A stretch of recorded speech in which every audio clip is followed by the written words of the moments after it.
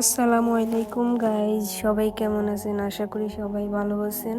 তো আলহামদুলিল্লাহ, আমরা আল্লাহর রহমতে আছি, ভালো আছি এবং নাই বললেই হয়, কারণ ওয়ারিশামণি অসুস্থ। ওয়ারিশার আব্বু অসুস্থ ছিল প্রায় আজকে 3 দিন পর্যন্ত। ওয়ারিশামণিরও সেম টু সেমই জ্বর এসেছিল এবং এরপরে ওর শারীরিক মাথা ব্যথা এবং শরীর ব্যথা করতেছিল। তো আমরা দেরি করি নেই। তো আজকে আমি আপনাদেরকে বলবো আমি কোন হসপিটালে গিয়েছি। অনেক কাকুরা হয়তো কাতারে থাকেন এবং আপনারা অনেকে জানেন না। তো আমি আল নাসিমে গিয়েছিলাম, হসপিটালটা অনেক ভালো। আর ওয়ারিশামণিকে আমরা ডক্টর দেখিয়েছিলাম এবং রিসেপশনে এখানে ওয়েট করতেছিলাম।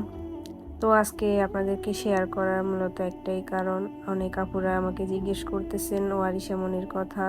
তো ওয়ারিশামণি অসুস্থ, দোয়া করবেন ওর জন্য সবাই, এবং ওর জন্য আপনারা দোয়া করে দিবেন যেন ও সুস্থ হয়ে যায় তাড়াতাড়ি।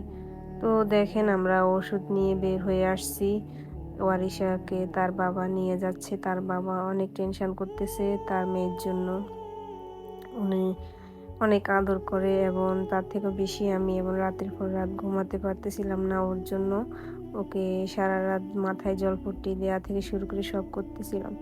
তো আমরা ওষুধ নিয়ে এখন বাসায় চলে যাব। তো আমরা আল নাসিম কিন্তু অনেক ভালো একটা হসপিটাল, আর আমি লোকেশনটা আপনাদেরকে বলে দিব এখন। সো আপুরা, লোকেশনটা হচ্ছে আপনার সি রিং, আপনার দোহার ভিতরে। আর শুধু এটাই না, সি রিং রোড বলা হয় এটাকে, আর দোহার মধ্যেই।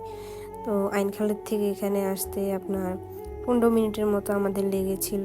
আর যারা যেসব এরিয়াতে রয়েছেন, আল রায়হান, এরপরে আরও অন্য জায়গায় মাদিনা, আপনারা চাইলে ওইসব জায়গা থেকেও আল নাসিমের অনেকগুলা আপনার হসপিটাল রয়েছে, ওইখানে যেতে পারবেন।